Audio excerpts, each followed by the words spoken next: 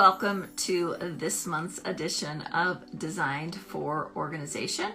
My name is Tia Hunsperger and I am a senior designer at Closet Factory here in Colorado. I'm going to be joined any minute by Keli at Organized by Keli, and we are going to talk today about pantries. So pantries are always an important part, I think, of our homes and keeping our lives and that in order. Welcome, Keli. Hey, Tia, how are you? I am great. How about you? Oh, I'm doing pretty well, if I can get my setup to cooperate. Good.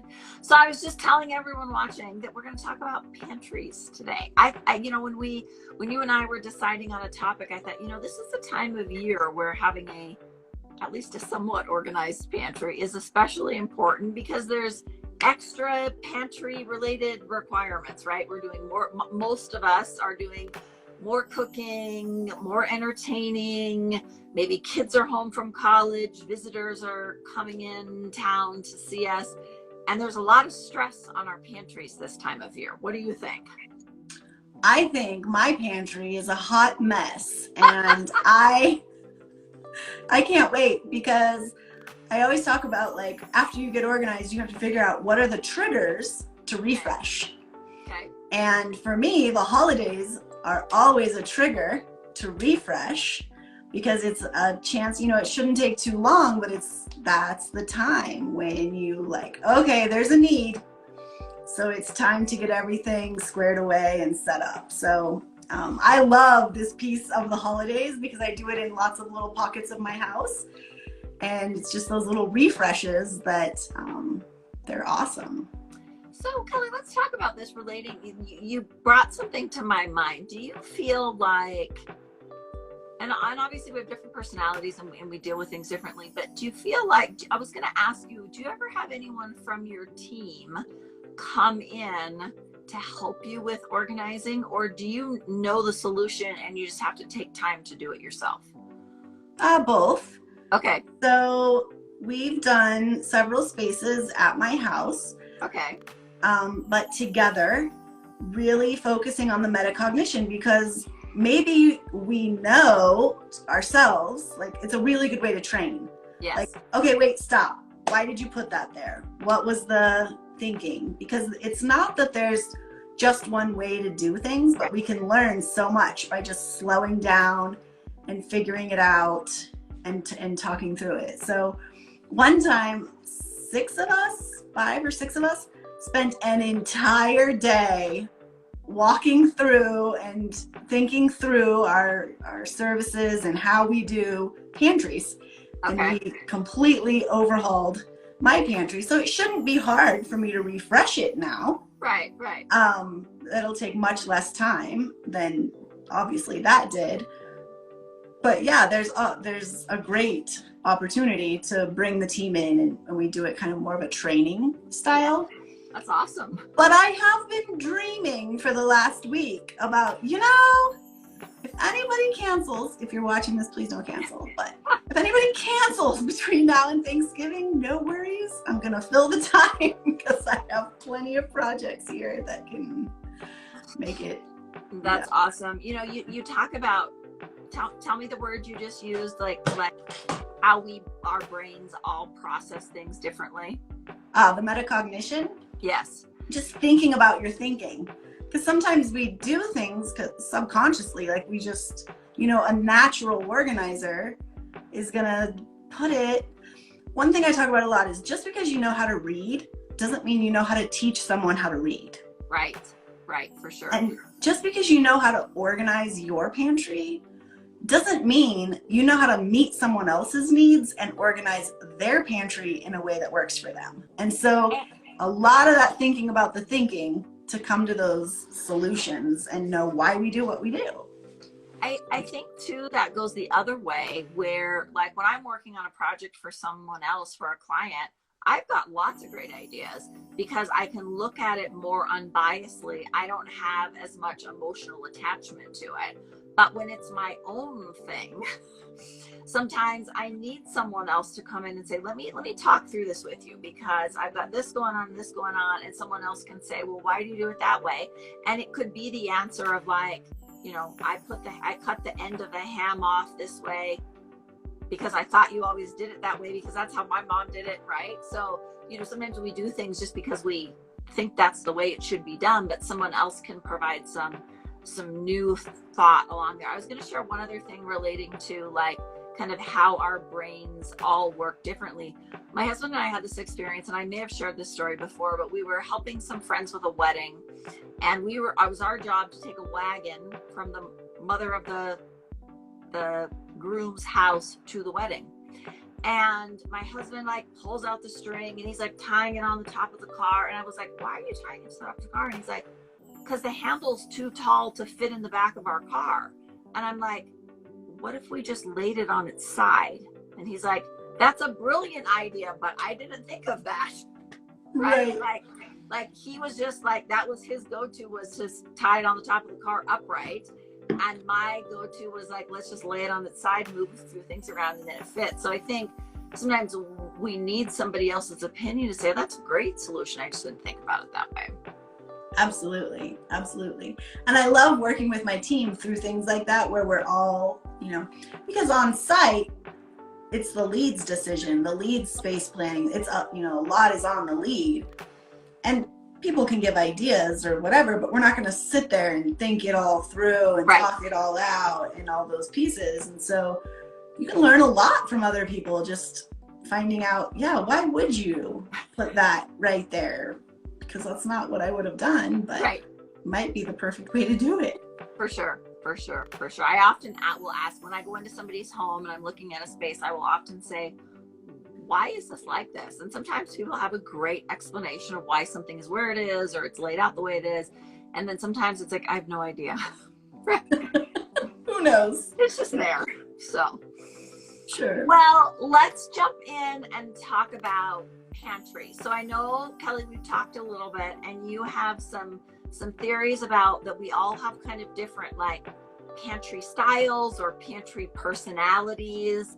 Tell us a little bit about kind of what that looks like and how we know like what the right choices are for us as far as our own personal, you know, style, you know, right? Yeah. So it goes back to that whole idea of function and aesthetics, and somewhere in the middle. So, you know, sometimes if you want that beautifully Pinterest perfect curated pantry, one of the first things that is required for that is decanting. You're going to decant 90% or more of what goes into that pantry, which takes time and it's pricey, but it's pretty, because it's reducing the visual clutter. Yes. And creating this synchronous space. But some people, that's not really going to be practical for them. And so they're not going to need such a custom look. They're going to go more to the casual side. So we try to think of it in 3 different ways. We have casual, classic, and custom. Okay. So in a casual pantry, you're going to decant a few things maybe, or maybe nothing. Totally fine too. You're probably going to repurpose a lot of the bins that are already there if they have them, but it's going to lean so much more towards function. And so you may have matching bins, you may not, but probably not decanting very much, probably some plastics. You know, we have a lot of clients that say no plastics, maybe some acrylics, but no plastics. So that's going to be more towards the casual side, those plastics and acrylics. When you get more into the classic, you're going to decant like the flour and the sugar, your baking supplies, maybe your cereal, but not every variety of nuts and every last detail that's in there. You probably find a lot of baskets, like the hyacinth baskets or some metal baskets, acrylics, less plastic, more acrylic, metal basket type things. And then in that custom, that's where you're gonna decant 90% or more of what's there, and mostly glass, metal, and some fun baskets. So kind of 3 different styles. Depends on the look you like and how much you want to commit as far as time and money to creating that look and maintaining that look. Yeah, the main, like, I would love it to look that way, but I realistically am not going to have the time to maintain it. So I know going in, like, okay, this is not the right solution for my pantry. Right. And that's where we have to, you know, tailor to each client, because if it's not, the worst case scenario we have here is we decant everything for you today, and then you just stick the boxes in front of it going forward. We just have a disaster. So totally, yeah, that doesn't work. Totally. And at least somebody know, the goal is that we know that about ourselves up front, so we don't, you know, do something that then we can't execute and keep up on. So for sure.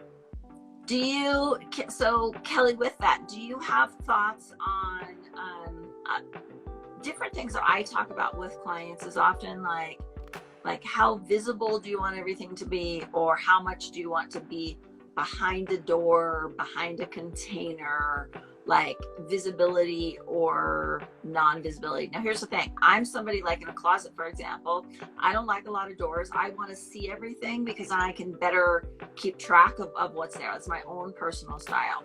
Some people, on the other hand, are like, put everything behind a door because it looks messy and I don't want to see it.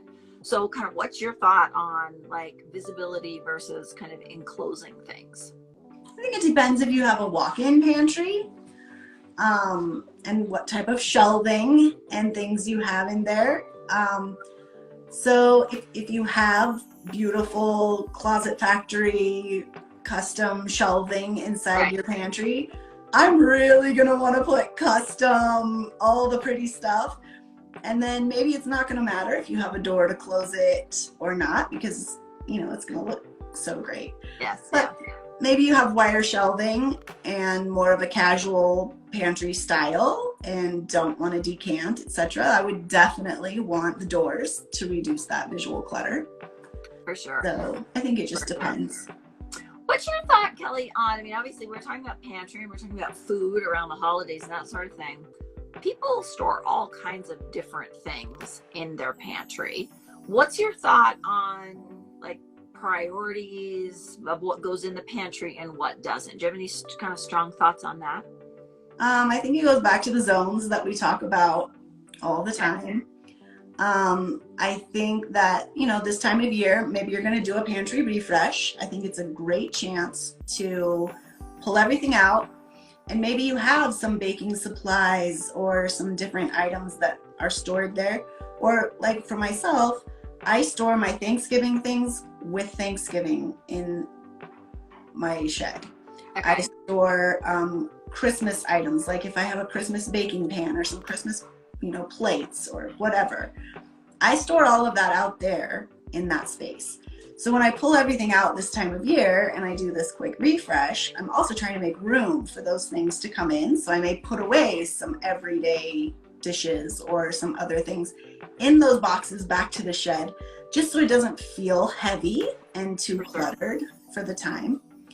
And so for those zones, I think the zones kind of switch right now for the holidays. So it's kind of a transfer that some of your zone 2 and 3 is going to need more space in your pantry or in your kitchen to become zone 1 here for a bit of time. And then vice versa, kind of flip it out with the new year. Yeah, you know, I meet all kinds of people. I mean, I have met clients who have like plug-in vacuums in their pantry. And, you know, a lot of people will store cleaning supplies and utensils and baking dishes. And I think a lot of that depends on, you know, the size of our kitchens, right? Like how much fits in our kitchen and then what overflows into the pantry. And depending on the size of your pantry, how much of it needs to be food. You know, I've got to do some really fun custom pantries, working with a client right now where we're putting a coffee bar in their pantry. They don't want the coffee bar all spread out in the kitchen. So they're going to have this kind of space that can get a little cluttered in the pantry that they can shut the door. But they have a big kitchen, and so they don't need a lot of storage in the pantry for, you know, kind of kitchen overflow. So the pantry is their priority. I also did this really fun pantry for some clients that were very much into cooking and baking. And so we did all this storage for like vertical slats for trays and platters, and that to go into these big drawers for all these special utensils, and these drawers for spices to lay into, and all of that. So they had a whole kind of like a backup prep area in the pantry to kind of prep some things before bringing it into the kitchen, and or their thought was like, if we're having a party, this is a place where we can have some kind of staging stuff off to the side when we're entertaining. So I think it's fun how different people have different perspectives and needs in their pantries, for sure. And tell me if I'm right, but I think that's kind of trending right now to get that extra space. And I think, and I don't know this, but I think that once you add that countertop in the walk-in pantry, then it's considered a scullery or a butler's pantry, or, you know, it gets that other title. And I think it's amazing if there is an ability to do that, because it can take, you know, anytime you have a vertical surface, things are going to land there. Yes, right. And so if you add that vertical surface in the pantry, it's kind of nice, because for your everyday life, some of those things that just land in the kitchen can land in the pantry. Right. As long as you reset, you got to have a little trigger and reset. But I think it's amazing. And I do see, like you're talking about the overflow and what belongs. A lot of times those serving platters and things that don't fit the cabinets sometimes don't fit the shelves in the pantry very well either. So I love that you made those slats. But a lot of times other appliances that might be zone 2, they're not used every day. So the pantry can easily become zone 2 for those things that you don't need access to all the time, but closer than out in your shed. Yeah, for sure. I mean, that's a common, you know, the beauty of the shelves that I build at Closet Factory is they're adjustable, right? So they can get farther apart or closer together based on someone's needs. And you don't know how common it is that I go into someone's house with basic builder shelves that are non-adjustable, and the KitchenAid mixer does not fit between the shelves, and cereal boxes do not fit behind the shelves. Those are like the two things that I most often get feedback of, things that don't fit in, you know, standard non-adjustable shelves. So the beauty of what we do is, you know, we build them in a way that they're adjustable, so you can have a shelf for tall cereal. The other thing too that I see in pantries, and I'm sure you see this, and I'm sure you have some ways that you work with clients around this, but you know, a shelf is, you know, 12 inches apart, for example, and you put a soup can on it and it takes up, you know, 5 inches or whatever, and there's all that wasted space above. So again, our shelves can go, you know, farther and closer, you can put like-sized things together and then really organize those. The other thing I like to help clients with, and I'm sure you guys are great at this, is in our pantries, really putting like subject matters together, right? Or categories, absolutely. Yes, yeah.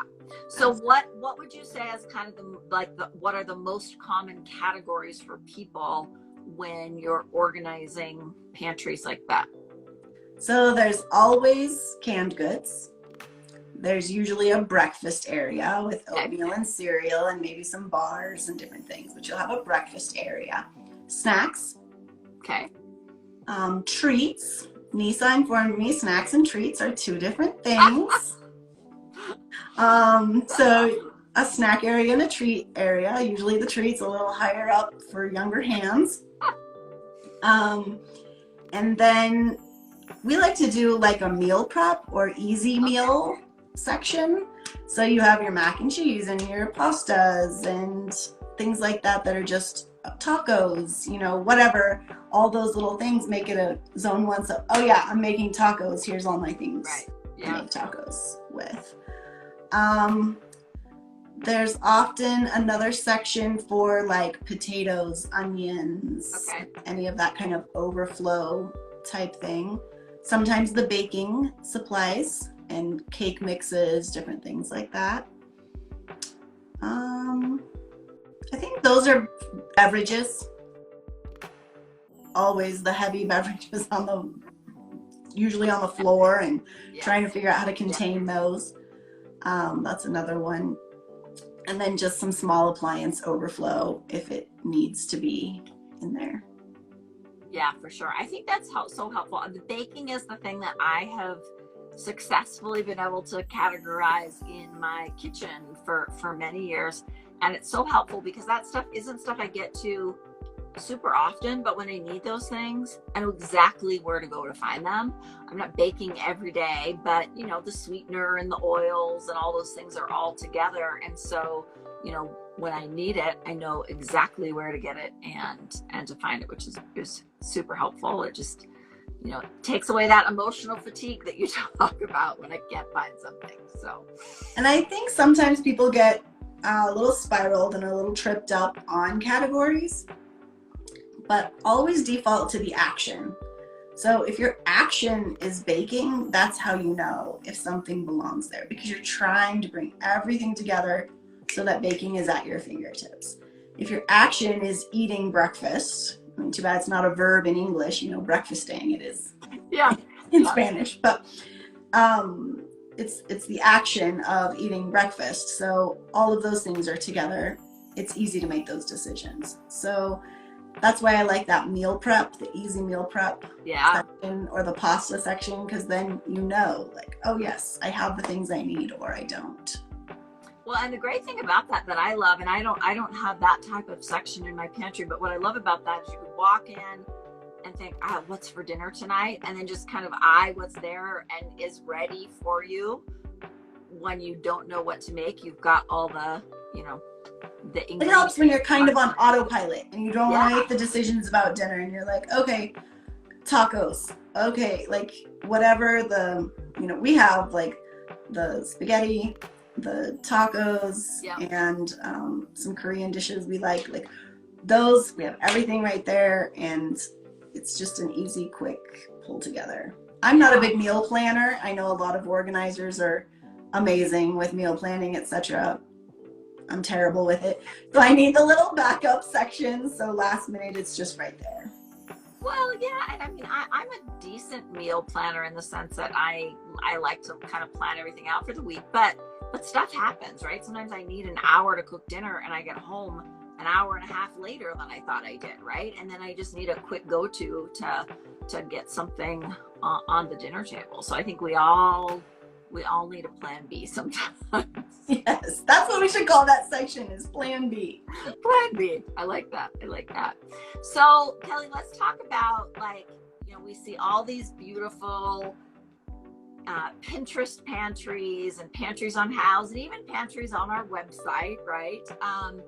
What are your tips to really make the pantry pop, right? Like what's the thing to make it really stand out and have that Pinterest print, that's a new word and it's hard to say, Pinterest worthy pantry? I think it's really getting clear about which style you want to go with. And if you're going to go custom, you got to commit to custom. You can't throw any plastics in there. On a custom, it's going to throw everything. So that Pinterest look, it's very uniform. It's very decanted. It's typically got some glass, some acacia, maybe some metals, maybe some woven baskets, but not too many elements. You know, I say the max is 5. Okay. Typically, you'll probably see 3. And then the mistake I see a lot is breathing room. You know, sometimes we feel like the pantry we have to have everything and backstock and everything.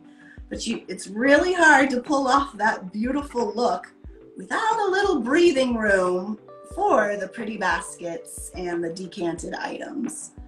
And then I think the labels are really important. Which type label you go with, or no labels. Some people prefer no labels, which is difficult when everything's decanted. You have to really know your stuff and don't mix up your baking soda and powdered sugar or something. Right. Do you find people, I mean, I would, if I didn't want to see labels, I'd put them on the bottom or the top so I could know what it is. But I know you and your team love labels. You share a lot about label excitement on social media. What's your tip for labels? What's your there's 3 basic categories or ways to do labels. You can order stickers. Okay. So in a casual pantry, a lot of times we'll use ordered stickers.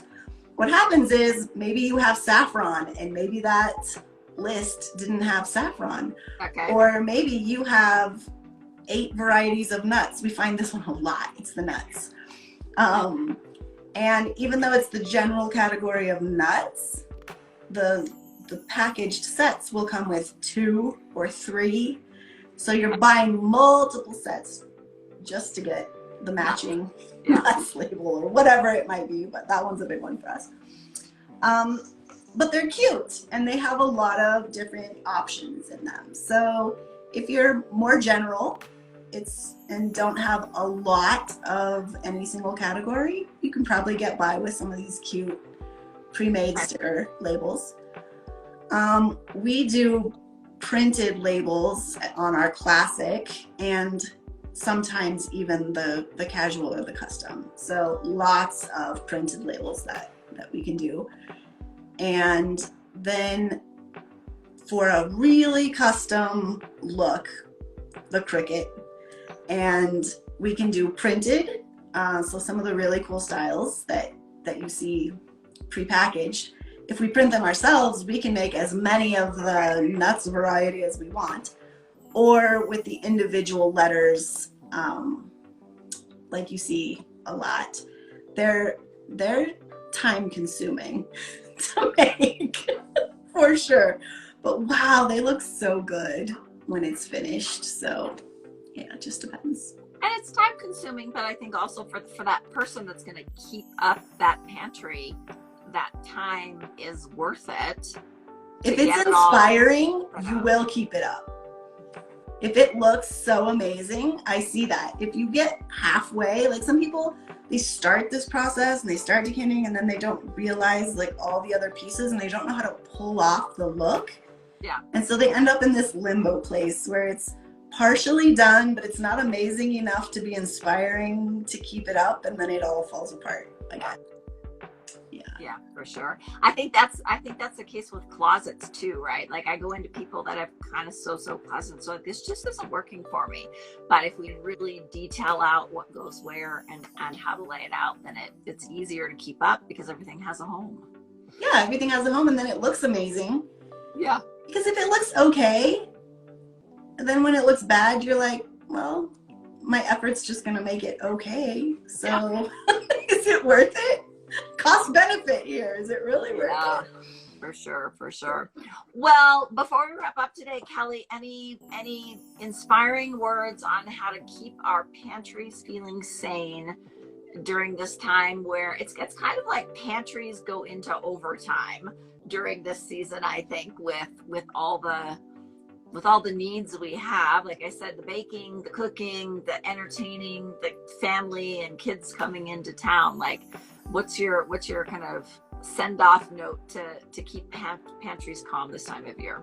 I think it's worth the refresh. I think it's worth the time to just pull it out, check your expiration dates, resort everything, take an inventory, be sure you have all those things you need, because when we talk about zones, if it's at the grocery store when you need it, that just kills the flow faster than anything else. So for sure, taking that inventory of just your basic, always have to have them things this time of year. Be sure your baking soda is fresh so that everything works the way it's supposed to, and just wipe it down and freshen it up. And I think you're ready to go. But not doing those pieces, then you end up not sure what you have and chasing throughout the season. I really think the cost benefit's there to just refresh and start on a great foot. And then I like to refresh again at the first of the year, kind of